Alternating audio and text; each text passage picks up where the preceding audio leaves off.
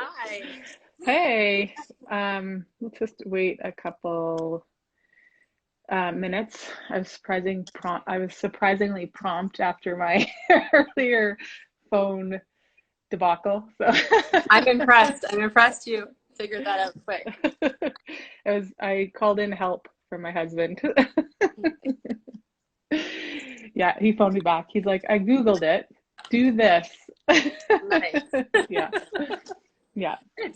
Good. Yeah, Um, never so happened again. this Yeah, so we'll just wait another minute and then we'll formally start the call. Um, yeah, for those of you that are already here, hi, welcome. Yeah, Jenny and I go way back, I guess 12 years. Yeah. Yeah, Yeah. So when we met in the preschool park or the kindergarten playground. yes, yep, yeah. Your oldest and my second oldest. Yeah. Yeah. And good Um, conversations have been happening ever since. I definitely, yeah.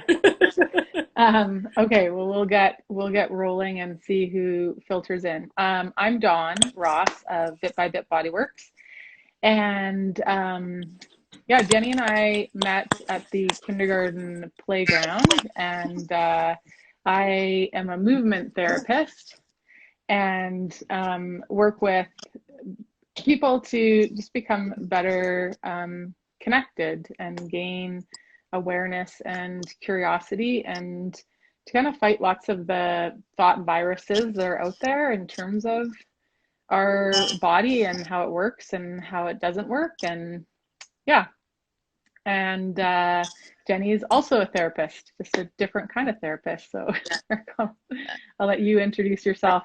Well, my name's Jenne Newman. I'm the co-founder of Blackbird Healing Arts Collective, which is a collective of creative arts therapists. So I'm an art therapist. I work with kids and teens, young adults, and their families. And sometimes I'm supporting the kids in a family, sometimes it's the parents in a family, and sometimes it's everybody. Most of the time it's everybody. And an art therapist is a combination of it's really the marriage between psychology and fine arts. So an art therapist, I use lots of different expressive arts to support people in their emotional expression in therapy. And so we use arts in lots and lots of different ways through the therapeutic process for growth and for self-reflection. And sometimes for healing some traumatic memories, and sometimes just to really build our own skill sets about our own resources. Yeah, and we've worked with some families together, bridging the two, because obviously you're into expression through fine arts, and I'm just through expression through movement and the physical body. So it's worked really well. Yeah, and Dawn and I found this lovely crossover, right? We've found this intersection where our work is really overlaps each other and really supports and there's a synergy in our work, I think, right? Where we find that art is of the body and it lives in our sensate, in our psyche and in our sensing body. And so when we're doing the therapy in the art therapy space, we're using the body a lot. And I'm more aware of the psychology part that's going on. And Dawn has taught me a lot about what's also happening in the physiological body. I can hardly say that. The And physiology this of it all, and how soma, those are all connected. yeah. Yeah. And mostly, we have great walks and talks in our neighborhood. And this IG Live is kind of born of many of the great walks and talks that we've had over the course of the last 12 years, and more specifically, the last 6 weeks.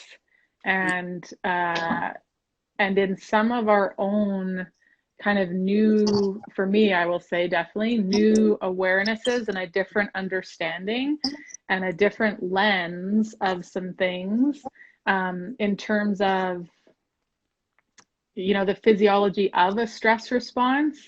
Definitely through the lens of a parent. I'm a parent of four beautiful, willful individuals who have their own ideas about things and the world and how things work. And so, yeah, just through our walks and talks and our own kind of a big tagline that I always use is notice what you notice. And so lots of my own noticing what I notice has created some real revelations and some different ways of considering and looking at parenting, my role as a parent, how to parent more effectively, how to create connection and really co-creation with my kids.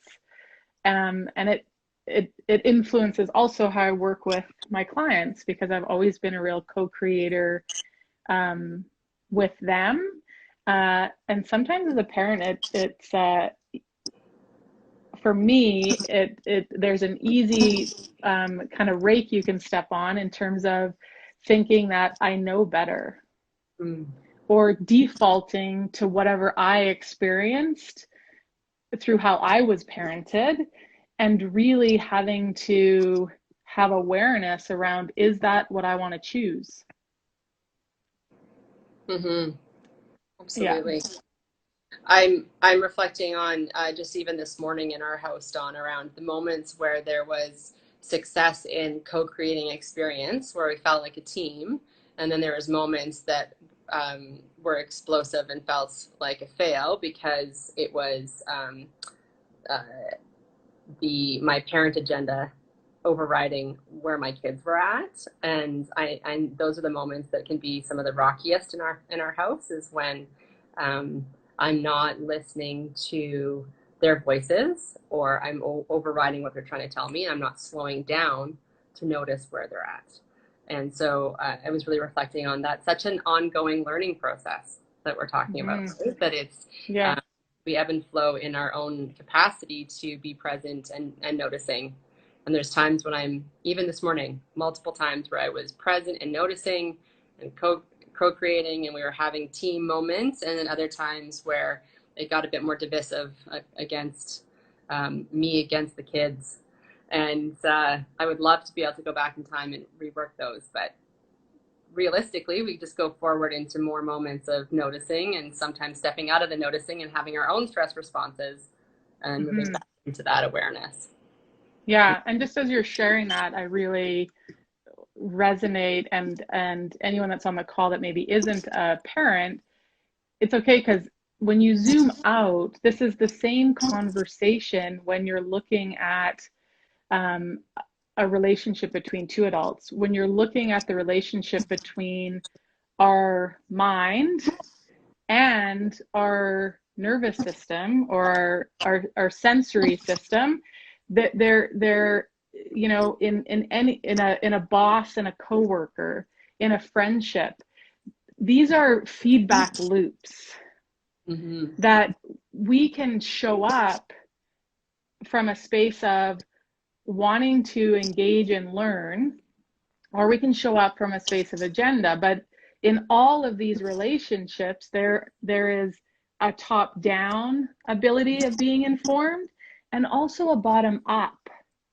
ability. And when we can hold both those and let them inform what's happening, so much is possible.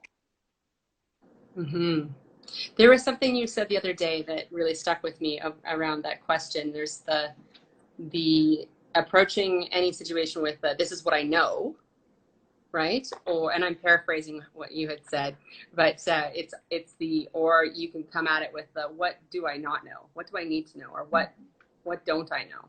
And I think you had a great sort of simple question of one sec, I've got a little person that needs something.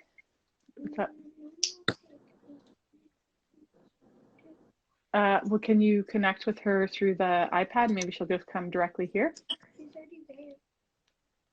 Okay, but you could connect with Jay through there.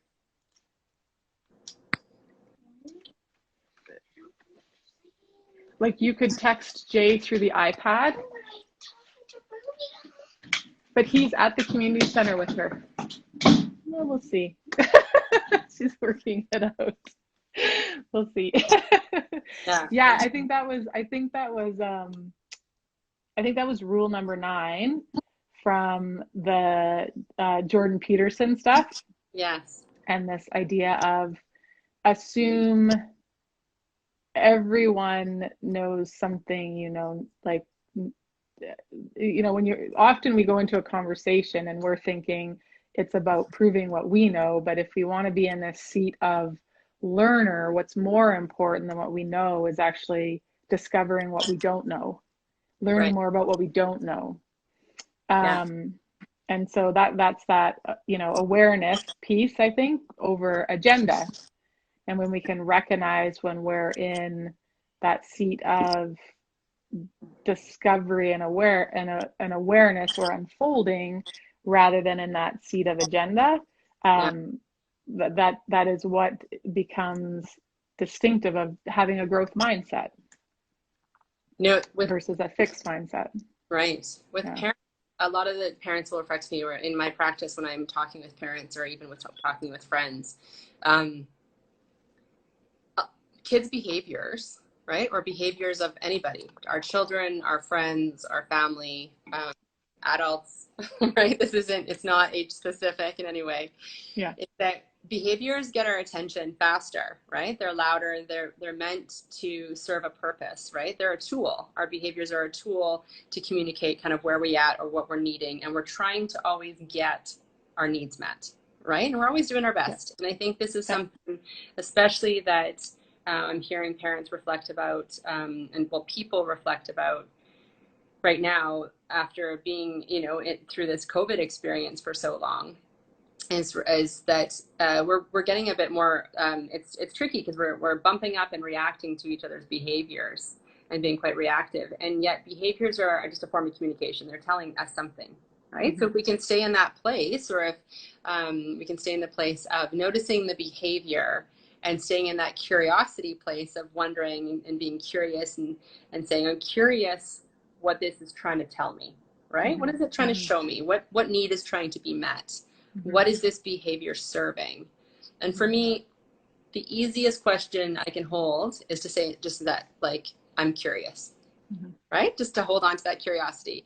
And I'll say to my kids or my partner or my friends that, oh, like, I wonder, like, tell me more about that. Or I wonder how you're feeling, or I wonder what you're trying to do. Like, if I stay in that curious place, I do learn, and I can hear what's underneath the behavior, and I can hear the emotion, or I can get to a different place of understanding. And I love how that benefits both sides of the relationship. Mm-hmm. Right? Yeah, and even getting curious, like turning it back on ourselves and getting curious about. I remember this moment very specifically when my kids were younger and sitting around the kitchen table, and I knew the agenda for the day, right?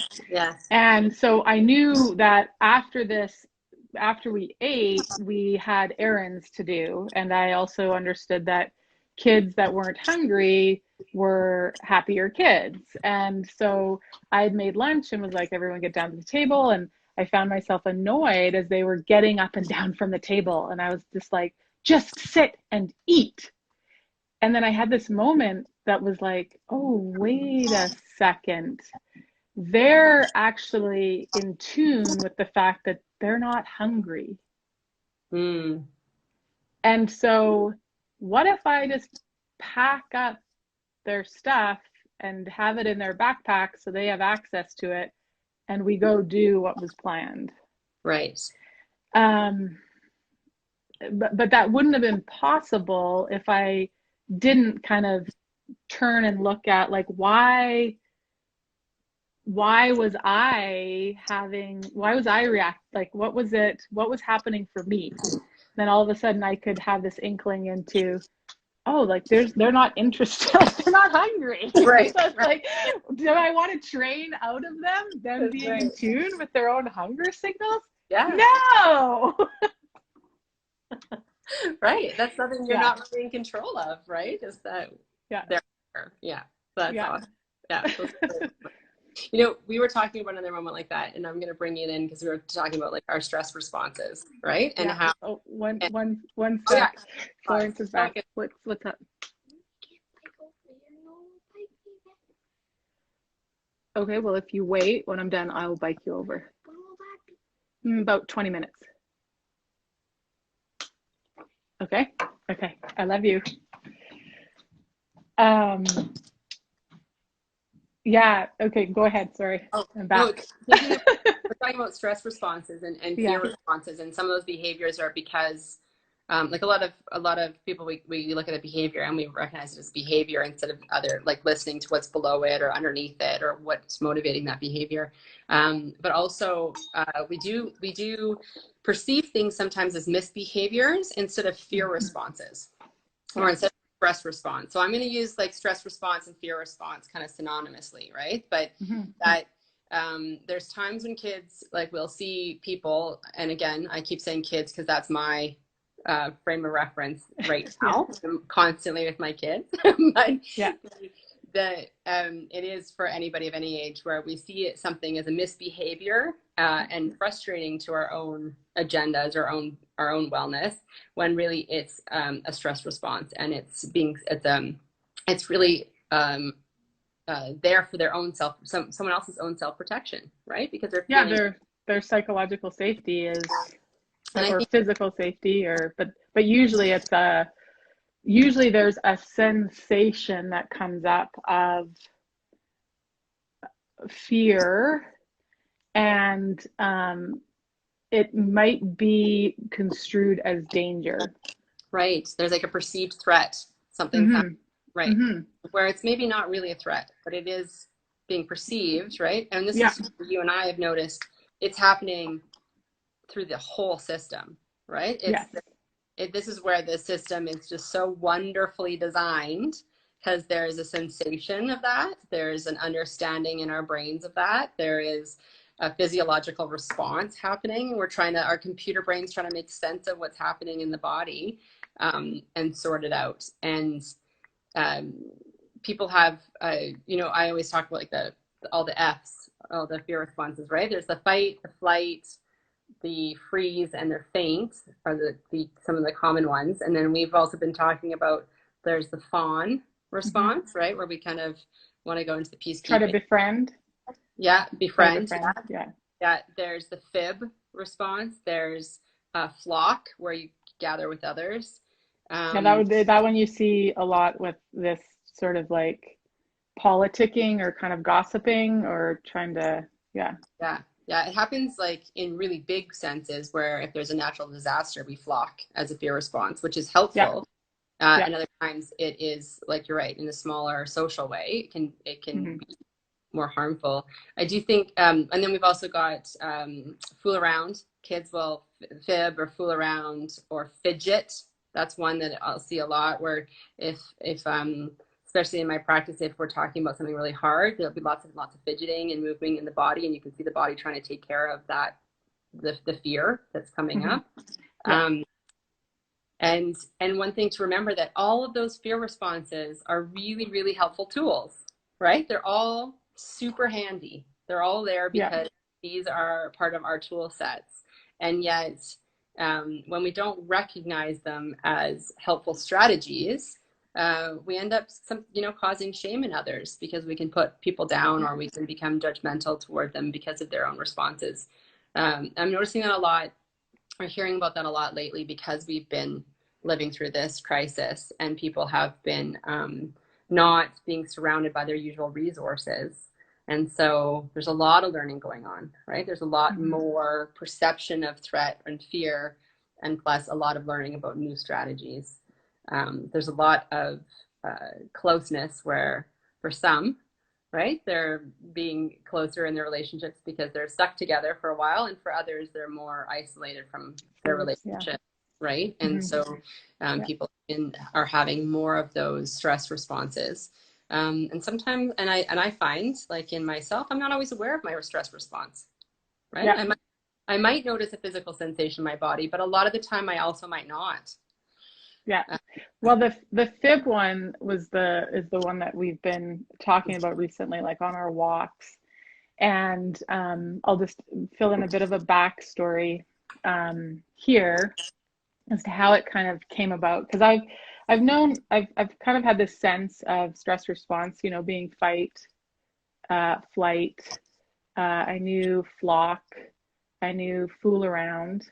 Um, and there's a new awareness of this idea of fibbing. mm-hmm. And it came about because there was a curiosity I had. My oldest son was out for a bike ride during COVID, and he got to a community center, and there was a ladder next to the shed. So, as any 15-year-old, I definitely know my brain has worked this way. When I was 15, saw the ladder, was like, oh, that ladder will help me get on that shed, and then I think from the shed I can get on the roof of that building. So that's what he did. And then as he's on the roof of the building, he hears a ping and looks around. And as he's looking around, he gets shot with a pellet. He's in a tank top, so it hits his pectoral, and he registers like what's happening. So he drops down, here's another ping, is looking around. There's just bikers going by, but then he sees someone across the greenway, like in their backyard.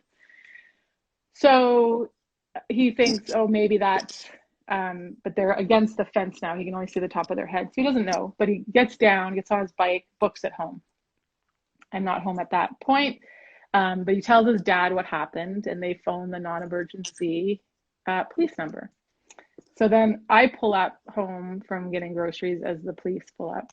And I hear the story, and he tells the police, and then he leaves. And that whole night, I am sitting with this reflection of like, there's no way I would have come home and told my parents. Like, one of two things would have happened as I reflect back. One is I would have thought that I deserved to be shot at because I was doing something I wasn't supposed to. Right. So I would have said nothing. I would have added up to like an eye for an eye. Like, that's crazy as I'm thinking about it now, right? Yes. And so I'm marveling at and super curious about him moving through this experience. Because then the other option I thought was, well, I might have had the realization that somebody shooting at me with a pellet gun is worse than me being somewhere where I'm not supposed to be. So I may have told them about being shot at with a pellet gun, but I probably would have cleaned up the beginning of the story to mitigate the fact that I was doing something I wasn't supposed to. Right. Yeah. Yeah. And so that happened 3 weeks ago or a month ago. I can't, about. And it's just been sitting with me because I'm like, what is it? What is it about our experiences that are different, and about my parenting? And I have great parents, phenomenal parents, I will say. But it just really, I've been sitting with it. And then we had an experience here on Monday where things started to kind of take on a different shape for me, as you and I talked about. Yeah. And we were all kind of out for a bike ride, and then the two oldest sort of split off, and we all ended up back at home again. And so we're all in the kitchen, back at home, kind of getting ready for bedtime snacks. And I noticed there's like a paper clip on the counter and a mini screwdriver. And I'm like, and the boys were home before we were. And so I'm like, who took these out? And everyone's like, no, I didn't. And it was my oldest that he said it last. And when I looked at him, like, I knew instantly, I'm like, he's lying. And simultaneously, I had this realization that, oh, that was his response was a stress response. Right. He felt threatened. He felt cornered. Right. Didn't know how to answer. And so that was the answer. And I knew in that moment that, okay, I have a couple of ways I could go here. I could go the whole like lying is wrong. Yes, it is. And I'm recognizing he's having this physiological experience, and there's like learning, because this is in this instant a bunch of stuff is like connecting for me in my head, right? I'm seeing board meetings. I'm seeing like adult conversations where someone feels cornered and they like, I'm seeing a ton of stuff connecting up. So um, I said, uh, I know you're stressed and you've not told the truth. I'm going to go to the bathroom and you can come in there and we can talk about what is going on. So he came in and said, "Yeah, I lied, but I'm not going to tell you why I had it out." Right, this unfolded. So, I lied. so I don't want to get in trouble. So.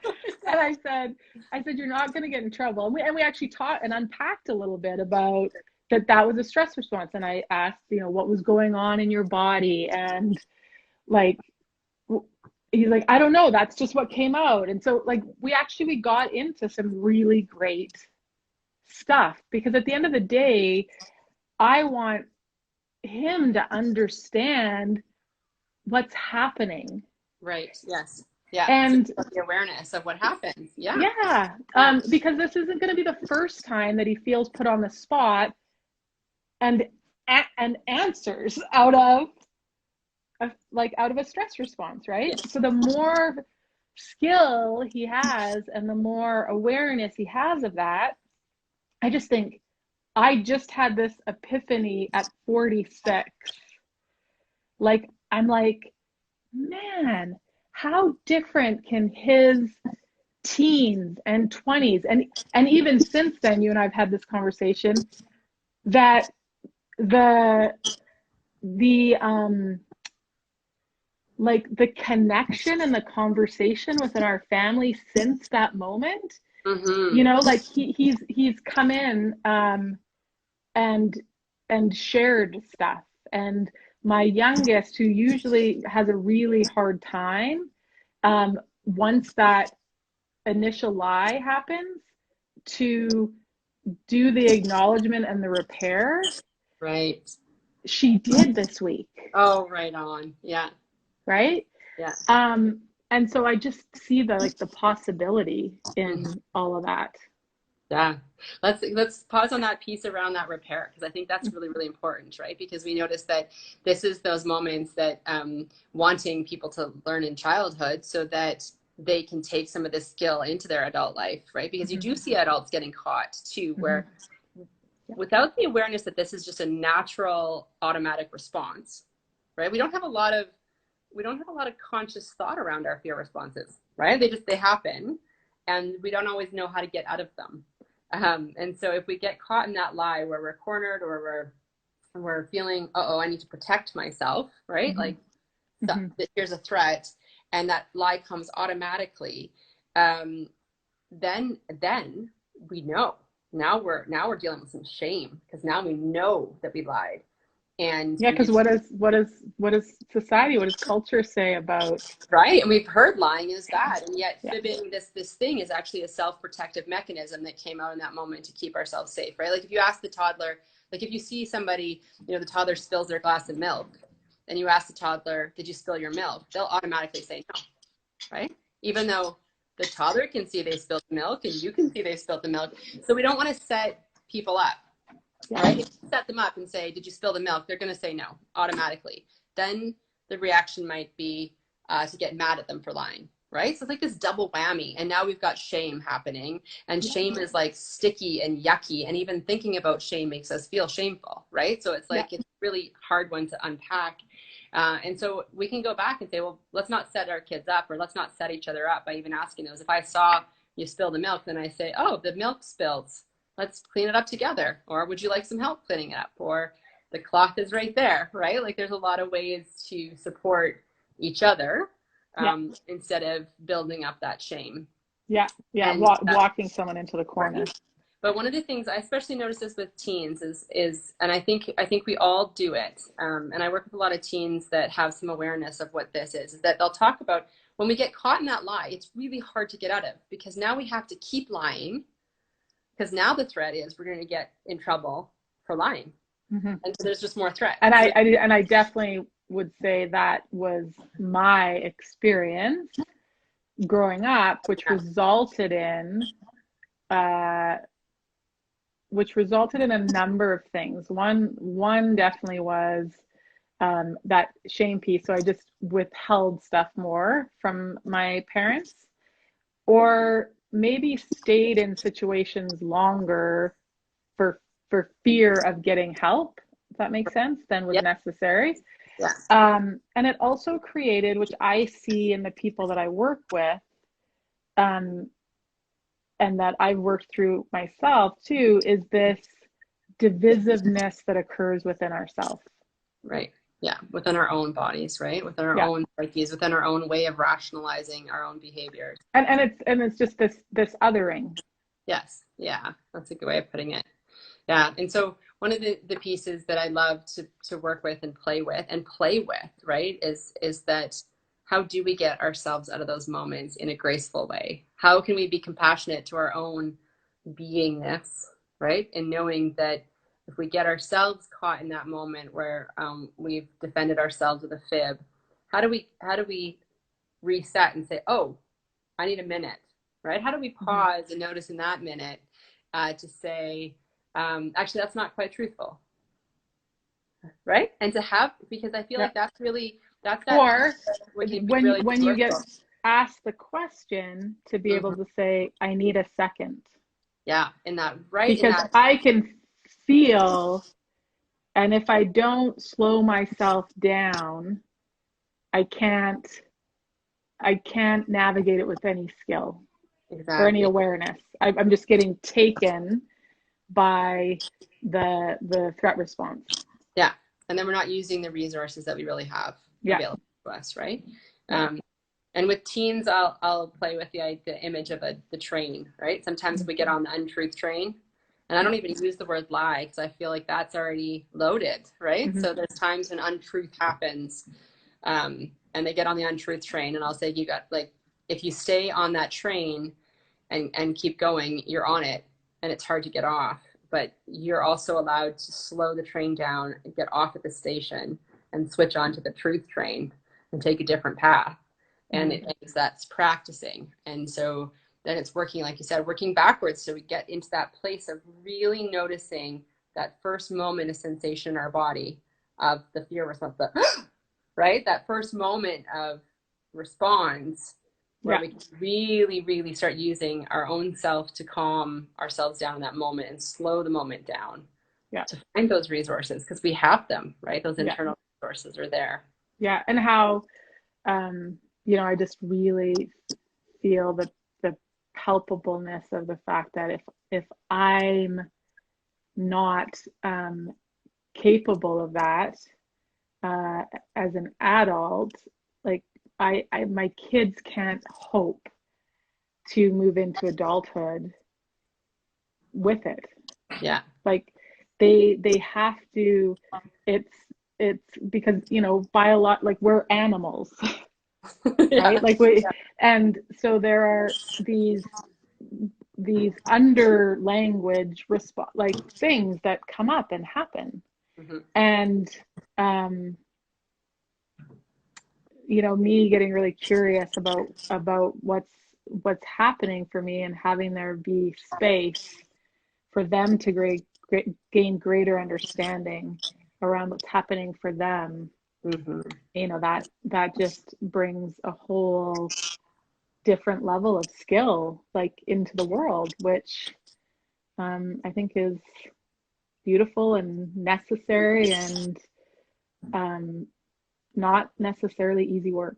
No. And I think you and I have, maybe that some of the joy, and I don't want to speak for both of us, but some of the joy in us having conversations is helping each other even increase our capacity to do this kind of work, and play and discovery, right? Is to have that conversation with others, and to do the things that fill us up to build our capacity, right? Yeah. Because as in relationship, if we are in a depleted place, it is hard for us to show up in a way where we are being supportive of ourselves and present so that we can be supportive of others.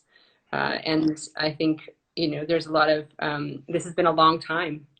So, since March, it's been a long time of not having some of the natural community resources that we rely on to fill ourselves up, or to remember how to stay in that place where we can be really resourced and aware, and noticing and compassionate to ourselves and compassionate to others around them, right? And so if other people out there are noticing that they're feeling like they have sort of less of a capacity for some of this piece, I think that's really real for people right now. And yet we're moving into summer, where we are outside more, or we can be outside more.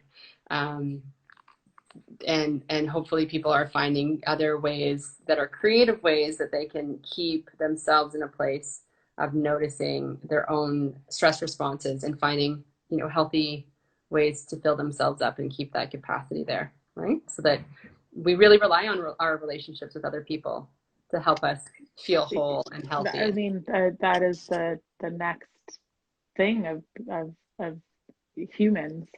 Yeah. Is that I think Darwin a lot gets quoted as like survival of the fittest, but when you really dig into his work, it is about community. About being in community. It is about how we need each other. Yeah. Absolutely. Yeah. Yeah. Yeah. I don't know if anybody had any questions, but I think this feels like a good place to kind of wrap up this conversation. And we just felt like we'd hop on and have this conversation. We don't know if we'll have another one.